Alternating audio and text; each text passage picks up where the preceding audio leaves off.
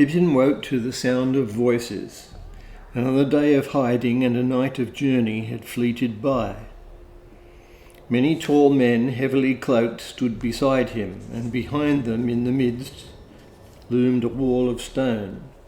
Partly ruinous it seemed, but already before the night was past, the sound of hurried labour could be heard, beat of hammers, clink of trowels, and the creak of wheels. Torches and flares glowed dully here and there in the fog. Gandalf was speaking to the men that would barred his way, and as he listened, Pippin became aware that he himself was being discussed. "Yea, truly we know you, Mithrandir," said the leader of the men, "and you know the passwords of the 7 gates and are free to go forward. But we do not know your companion. What is he? A dwarf out of the mountains in the north? We wish for no strangers in the land at this time, unless they be mighty men of arms in whose faith and help we can trust." "I will vouch for him before the seat of Denethor," said Gandalf. "And as for valour, that cannot be computed by stature. He has passed through more battles and perils than you have, Ingold, though you be twice his height." Gandalf passed now into the wide land beyond the Ramasekor. So the men of Gondor called the outwall that they had built with great labour after Ithilien fell under the shadow of their enemy. For 10 leagues or more it ran from the mountain's feet and so back again, enclosing in its fence the fields of the Pelennor, fair and fertile townlands on the long slopes and terraces falling to the deep levels of the Anduin. At its furthest point from the great gate of the city, northeastward, the wall was 4 leagues distant, and there from a frowning bank it overlooked the long flats beside the river, and men had made it high and strong, for at that point upon a walled causeway the road came in from the fords and bridges of Osgiliath, and passed through a guarded gate between embattled towers. The herdsmen and husbandmen that dwelt there were not many, and the most part of the people of Gondor lived in the 7 circles of the city, or in the high vales of the mountain borders, in Lossarnak, or further south in fair Lebanon, with its 5 swift streams.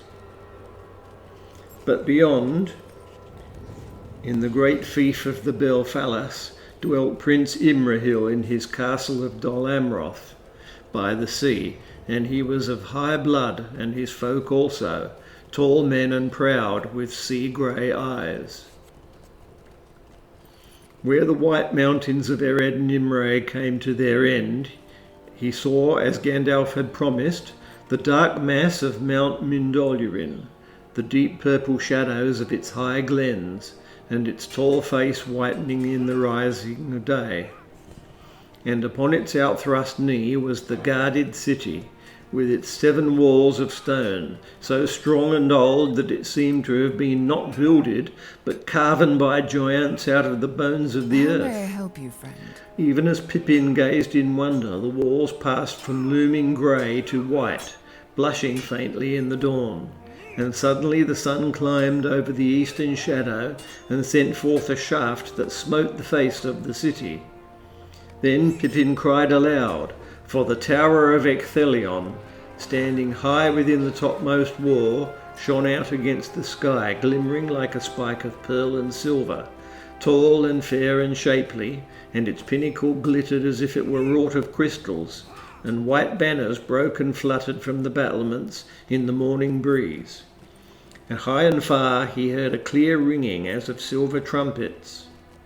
So Gandalf and Peregrine rode to the great gate of the men of Gondor at the rising of the sun, and its iron doors rolled back before them.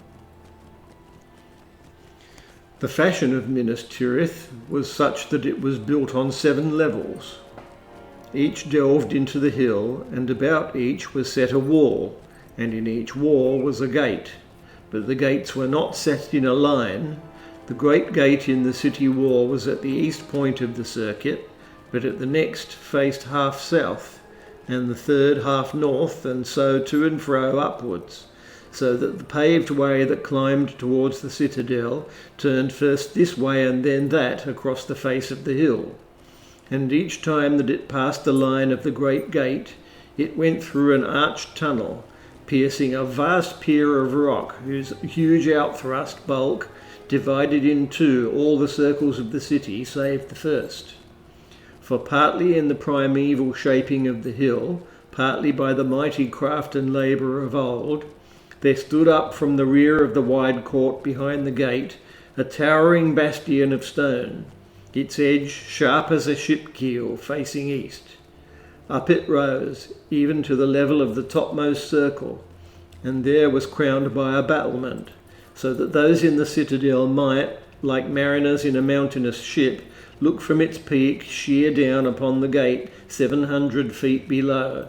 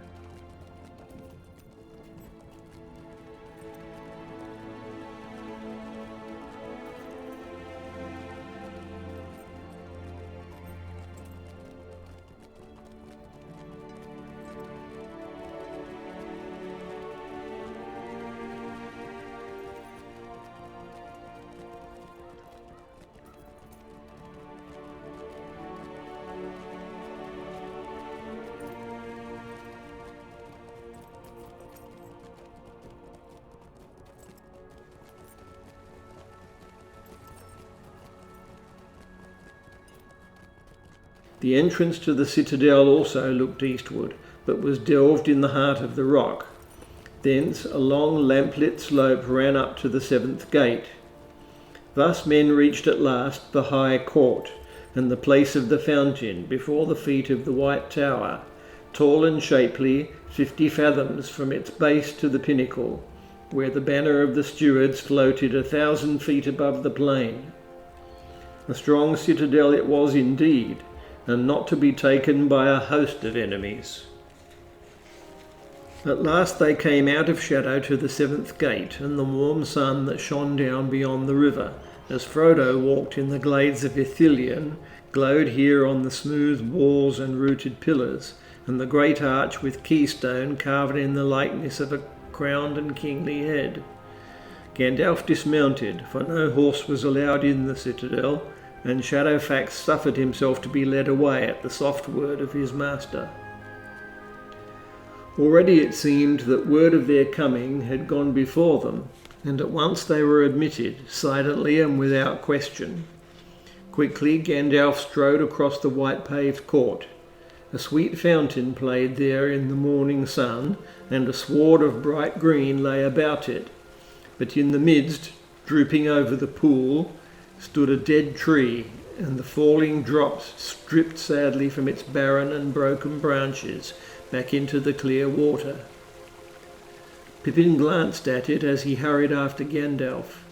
It looked mournful, he thought, and he wondered why the dead tree was left in this place where everything else was well tended. 7 stars and 7 stones and 1 white tree.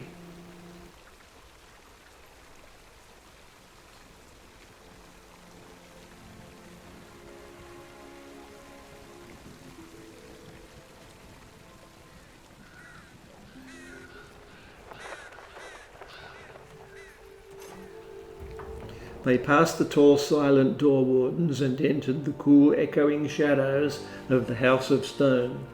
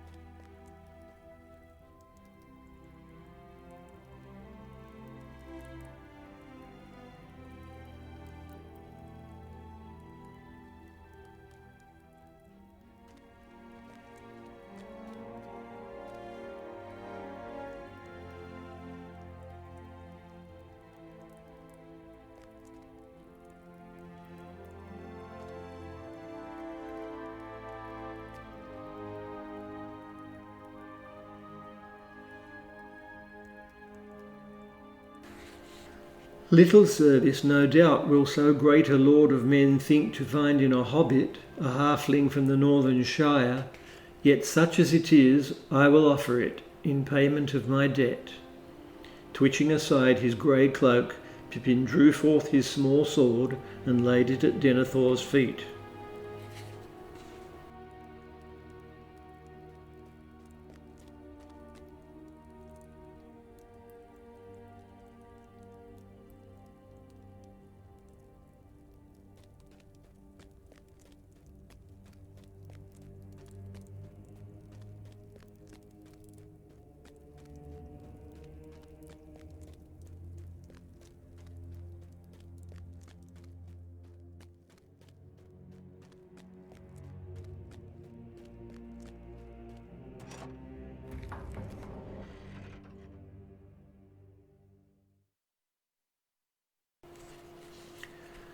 "Are you angry with me, Gandalf?" he said as their guide went out and closed the door.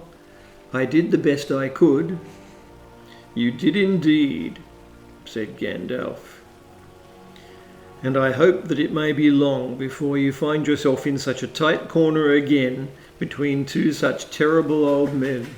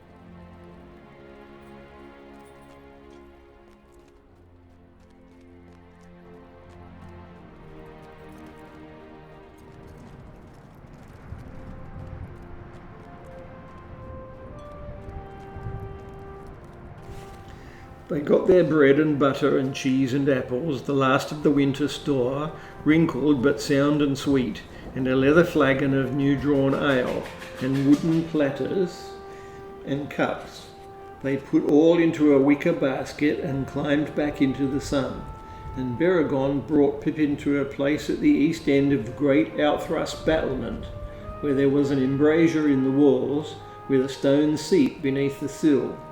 From there they could look out on the morning over the world. Away down in the valley bottom, 5 leagues or so as the eye leaps, the great river could now be seen grey and glittering, coming out of the northwest and bending in a mighty sweep south and west again, till it was lost to view in a haze and shimmer, far beyond which lay the sea 50 leagues away. Pippin could see all the Pelennor laid out before him, dotted into the distance with farmsteads and little walls, barns and byres, but nowhere could he see any kine or other beasts. Many roads and tracks crossed the green fields. They fell silent for a while. Pippin gazed anxiously eastward, as if at any moment he might see thousands of orcs pouring over the fields. "What can I see there?" he asked, pointing down to the middle of the great curve of the Anduin. "Is that another city, or what is it?" "It was a city," said Beregond, "the chief city of Gondor, of which this was only a fortress, for that is the ruin of Osgiliath on either side of Anduin, which our enemies took and burnt long ago. Yet we won it back in the days of the youth of Denethor, not to dwell in, but to hold as an outpost, and to rebuild the bridge for the passage of our arms.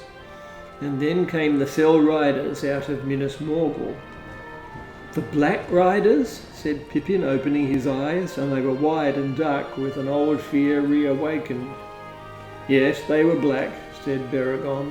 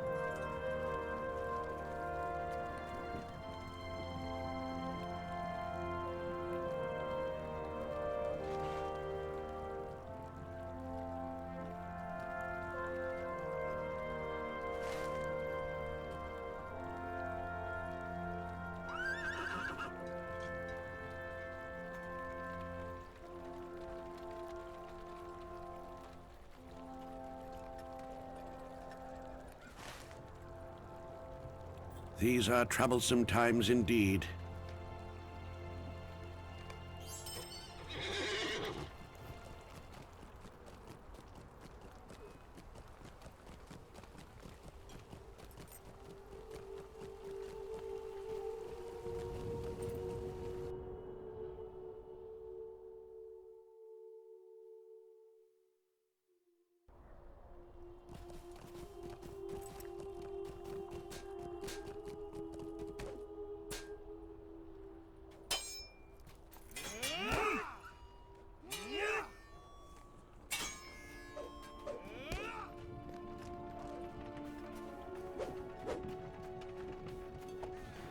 He came at last by arched streets and many fair alleys and pavements to the lowest and widest circle, and there he was directed to the Lamplight Street, a broad way running towards the great gate. In it he found the old guest house, a large building of grey weathered stone with 2 wings running back from the street, and between them a narrow greensward, behind which was the many-windowed house, fronted along its whole width by a pillared porch and a flight of steps down onto the grass.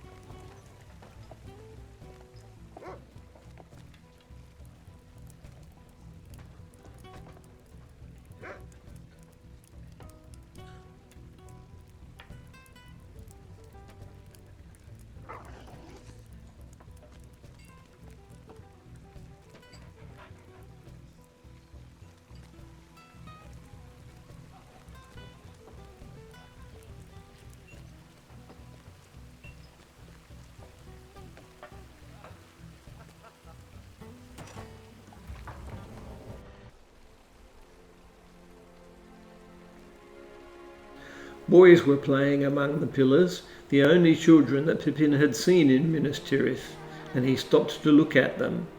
Presently one of them caught sight of him, and with a shout he sprang across the grass and came into the street, followed by several others. The boy drew himself up proudly.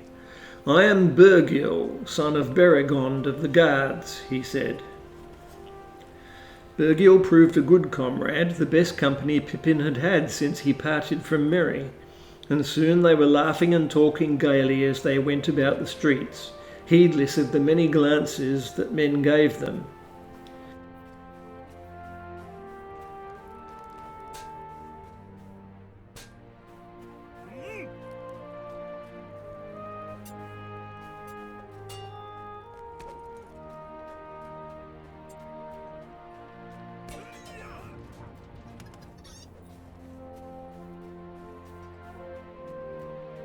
Before long they found themselves in a throng going towards the great gate. There Pippin went up much in the esteem of Birgil, for when he spoke his name and the password, the guards saluted him and let him pass through. And so the companies came and were hailed and cheered and passed through the gate, men of the outlands marching to defend the city of Gondor in a dark hour. But always too few, always less than hope looked for or need asked. The men of Ringlow Vale behind the son of their lord, Devorin striding on foot, 300s. From the uplands of Morthond, the great Blackroot Vale, tall Duinhir with his sons Duilin and Derafin, and 500 bowmen. And last and proudest, Imrahil, prince of Dol Amroth, kinsman of the Lord, with gilded banners bearing his token of the ship and the silver swan, and a company of knights in full harness riding grey horses, and behind them 700s of men-at-arms, tall as lords, grey-eyed, dark-haired, singing as they came.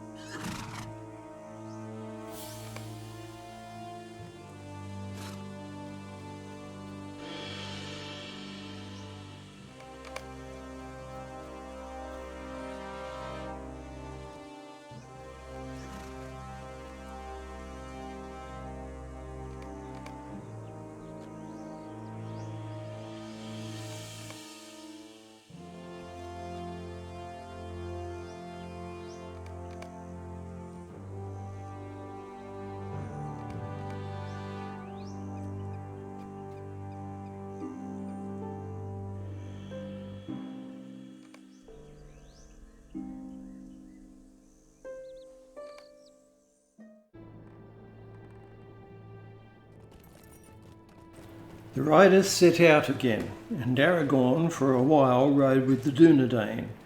And when they had spoken of tidings in the north and in the south, Elrohir said to him, "I bring word to you from my father. The days are short. If thou art in haste, remember the paths of the dead." "Always my days have seemed to me too short to achieve my desire," answered Aragorn. "But great indeed will be my haste ere I take that road."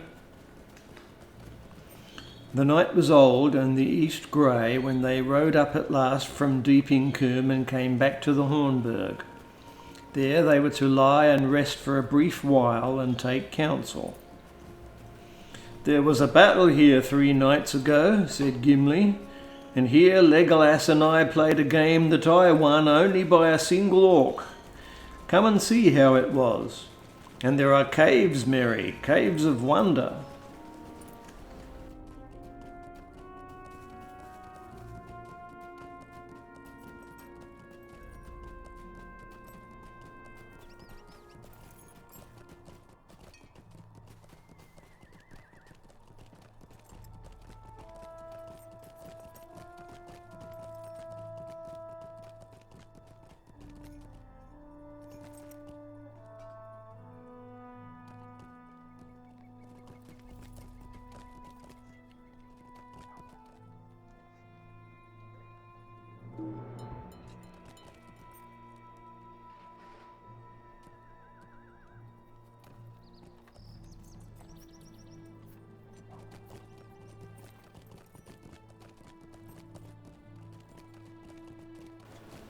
"Meriadoc," said the king, "I have had a good hill pony made ready for you.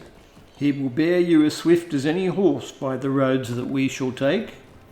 For I will ride from the Burg by mountain paths, not by the plain, and so come to Edoras by way of Dunharrow, where the Lady Eowyn awaits me. You shall be my esquire, if you will."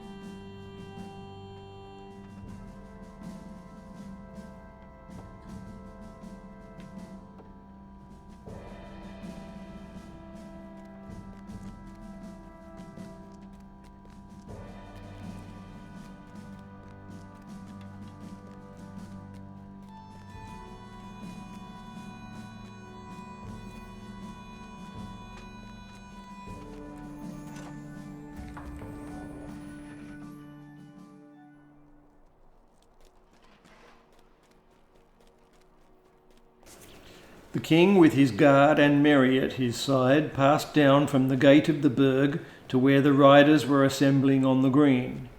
Many were already mounted. It would be a great company, for the king was leaving only a small garrison in the Burg, and all who could be spared were riding to the weapon take at Edoras. 1,000 spears had indeed already ridden away at night, but still there would be some 500 more to go, with the king, for the most part men from the fields and dales of Westfold. Aragorn was silent for a moment. 3 days, he murmured, and the muster of Rohan will only be begun, but I see that it cannot now be hastened. He looked up, and it seemed that he had made some decision. His face was less troubled.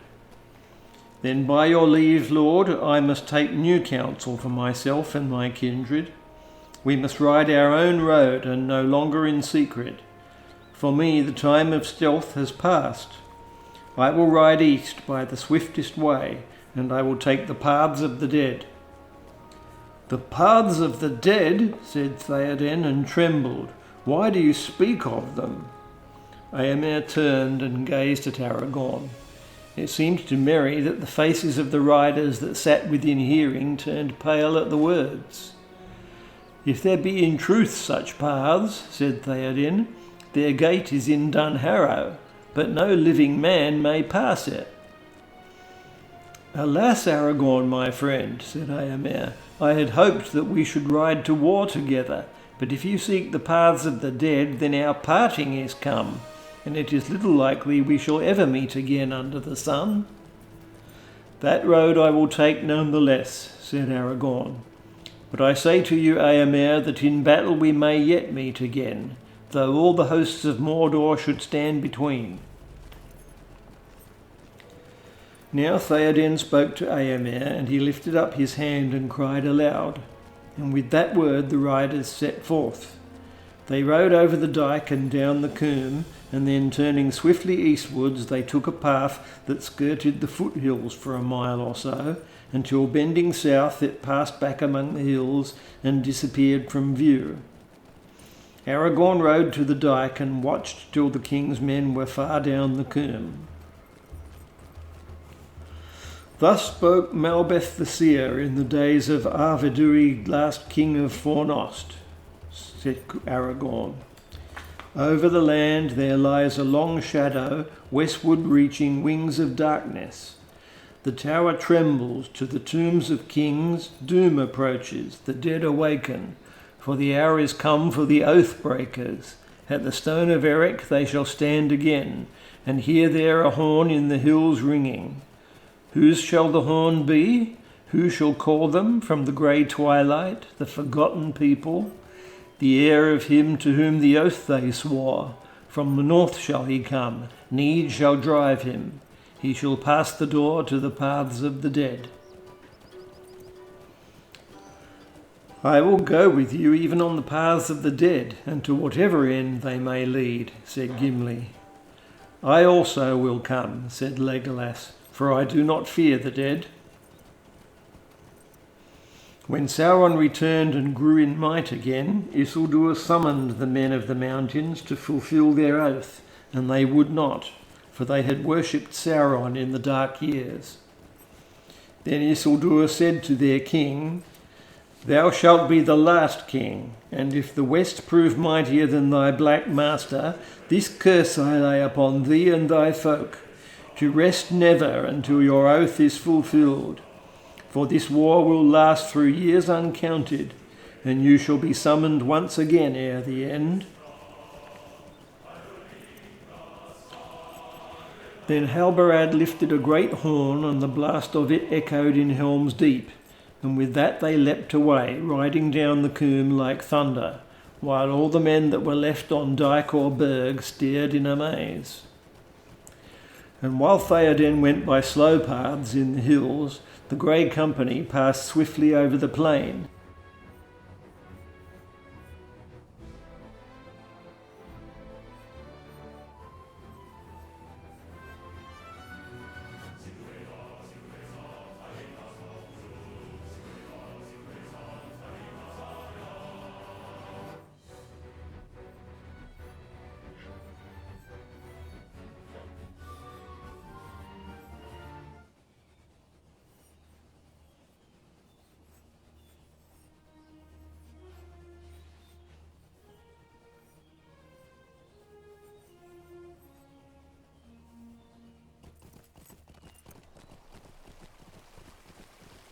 And on the next day in the afternoon they came to Edoras, and there they halted only briefly ere they passed up the valley, and so came to Dunharrow as darkness fell.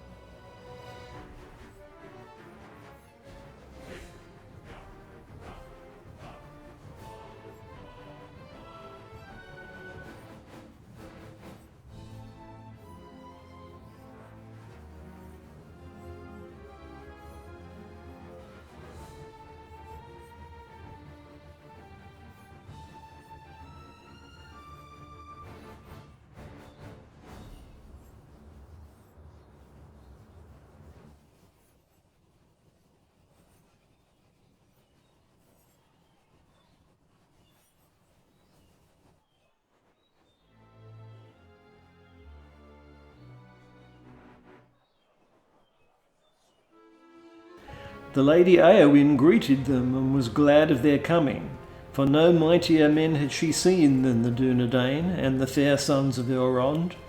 But on Aragorn most of all her eyes rested. A dread fell on them, even as they passed between the lines of ancient stones, and so came to the dim halt. There, under the gloom of black trees, that not even Legolas could long endure, they found a hollow place opening at the mountain's root, and right in their path stood a single mighty stone, like a finger of doom. "My blood runs chill," said Gimli, but the others were silent, and the voice fell dead on the dank fir needles at his feet. The horses would not pass the threatening stone until the riders dismounted and led them about. And so they came at last deep into the glen, and there stood a sheer wall of rock, and in the wall the dark door gaped before them like the mouth of night. Signs and figures were carved above its wide arch, too dim to read, and fear flowed from it like a grey vapour. And there stood Gimli and the dwarf left all alone. His knees shook and he was wroth with himself. "Here is a thing unheard of," he said. "An elf will go underground and a dwarf dare not." With that he plunged in. He could see nothing but the dim flame of the torches, but if the company halted, there seemed an endless whisper of voices all about him, a murmur of words in no tongue that he had ever heard before. Nothing assailed the company nor withstood their passage, and yet steadily fear grew on the dwarf as he went on, most of all because he knew now there could be no turning back. All the paths behind were thronged by an unseen host that followed in the dark. So time unreckoned passed, until Gimli saw a sight that he was ever afterwards loath to recall. The road was wide as far as he could judge, but now the company came suddenly into a great empty space, and there were no longer any walls upon either side. The dread was so heavy on him that he could hardly walk.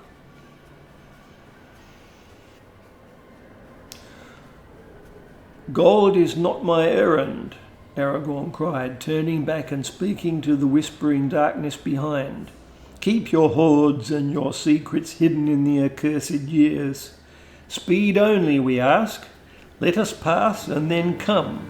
I summon you to the Stone of Eric." There was no answer unless it were an utter silence more dreadful than the whispers before. And then a chill blast came in which the torches flickered and went out, and could not be rekindled.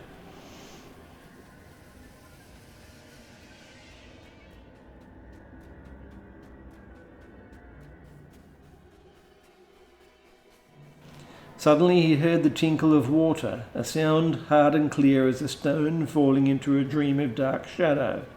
Light grew, and lo, the company passed through another gateway, high-arched and broad, and a rill ran out beside them. And beyond, going steeply down, was a road between sheer cliffs, knife-edged against the sky far above.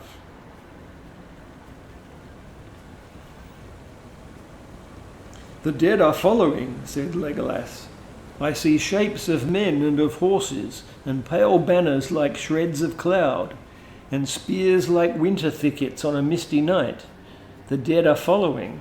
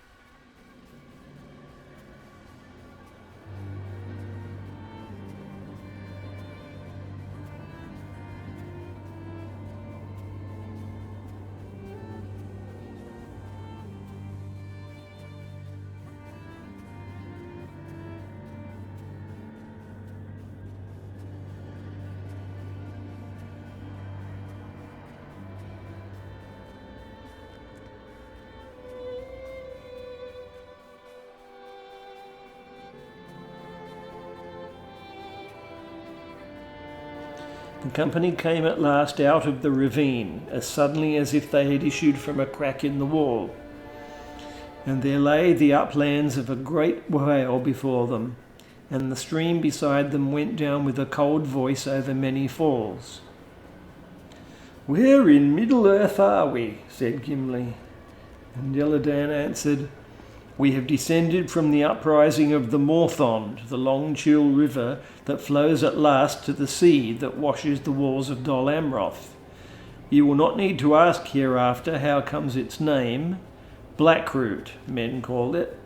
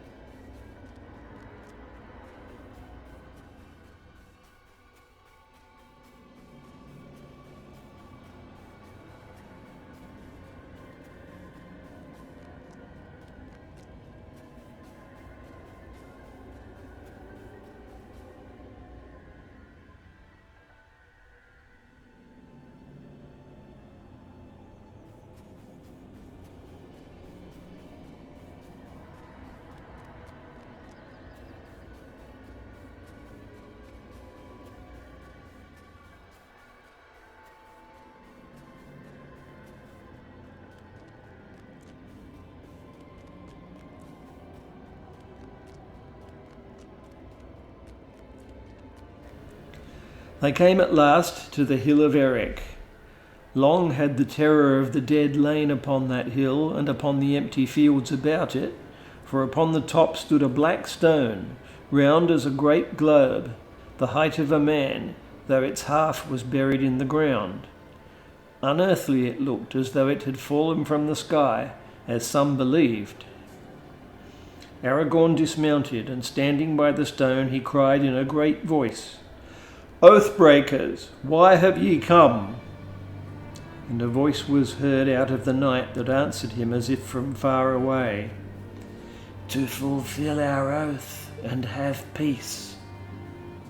Then Aragorn said, "The hour is come at last. Now I go to Pelagir upon Anduin, and ye shall come after me. And when all this land is clean of the servants of Sauron, I will hold the oath fulfilled, and ye shall have peace and depart forever. For I am Elessar, Isildur's heir of Gondor." When the dawn came, cold and pale, Aragorn rose at once, and he led the company forth upon the journey of greatest haste and weariness that any among them had known, save he alone, and only his will held them to go on. No other mortal men could have endured it, none but the Dunedain of the north, and with them Gimli the dwarf and Legolas of the elves. They passed Tarlang's neck and came into Lamadon, and the shadow host pressed behind, and fear went on before them.